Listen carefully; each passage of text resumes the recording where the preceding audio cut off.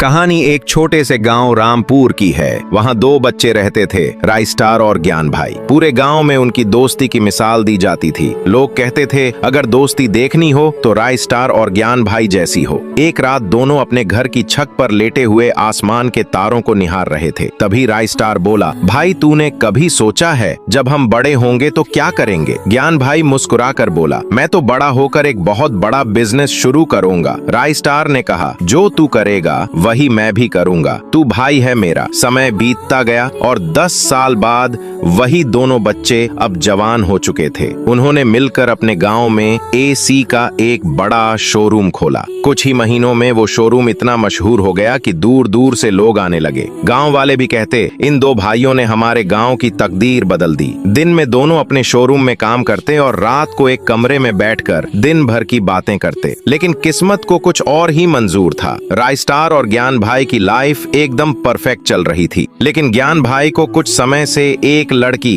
पसंद आ गई थी। उसका नाम था अनुष्का, एक पढ़ी लिखी, समझदार और सुंदर लड़की। ज्ञान भाई उसे बहुत पसंद करता था, पर उसने ये बात कभी राइस्टार से नहीं कही थी। एक दिन अनुष्का शोरूम में आई और उसकी दोस्ती राइस्टार से हो गई। धीरे धीरे अनुष्का और राइस्टार के बीच नजदीकियां बढ़ने लगी और ज्ञान भाई को ये बात चुभने लगी। उसे लगा कि राइस्टार ने जानबूझकर उसकी पसंद को छीन लिया। ज्ञान भाई अंदर ही अंदर टूटने लगा, लेकिन चुप रहा। उसी दौरान बनी नाम का धोखेबाज आदमी, जो पहले खुद एक बड़ा बिजनेसमैन था, अब बर्बाद हो चुका था। उसे राइस्टार और ज्ञान भाई की तरक्की बर्दाश्त नहीं हो रही थी। उसे पता चला कि ज्ञान भाई अंदर से परेशान है। उसने ज्ञान भाई को धीरे धीरे बहकाना शुरू किया। तेरा भाई तुझसे सब छीन रहा है, बिजनेस भी, प्यार भी। अब सोच तू कब तक चुप रहेगा? ज्ञान भाई धीरे धीरे बनी की बातों में आ गया। एक रात बनी ने चोरी करवा दी, लेकिन नाम राइस्टार का लगा दिया। अगले दिन ज्ञान भाई को किसी ने बताया कि राइस्टार ने सब चुरा लिया और अनुष्का के साथ भागने वाला है। ज्ञान भाई का दिल टूट गया। राइस्टार जब सफाई देने आया तो ज्ञान भाई ने कुछ भी सुनने से इनकार कर दिया। राइस्टार बोला, अगर तुझे अनुष्का पसंद थी तो बता देता यार, मैं दोस्ती कुर्बान कर देता, पर तू यकीन तो करता। ज्ञान भाई, तेरा धोखा अब शब्दों से नहीं मिट सकता, हमारी दोस्ती अब खत्म। जब राइस्टार ने सुना कि उसके सबसे करीबी भाई ने उस पर भरोसा तोड़ दिया तो जैसे जमीन उसके पैरों के नीचे से खिसक गई।